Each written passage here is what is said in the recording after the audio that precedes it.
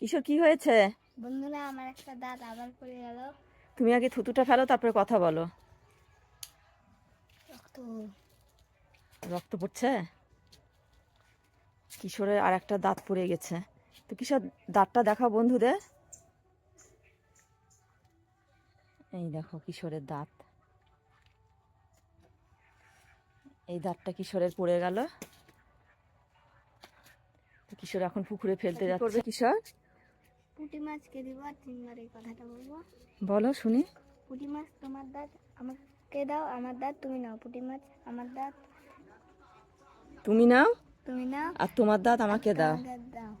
পুঁটি মাছ তোমার দাঁত আমাকে দাও, আমার দাঁত তুমি নাও। তো এবার ফেলে দাও। ওই যে অনেক দূরে কিশোর ফেলছে। এই যে এই ওদের কাছে। দেখি হাতটা। এই দেখো, এই দাঁতটা ফাঁকা, মানে এই দাঁতটা পড়েছে।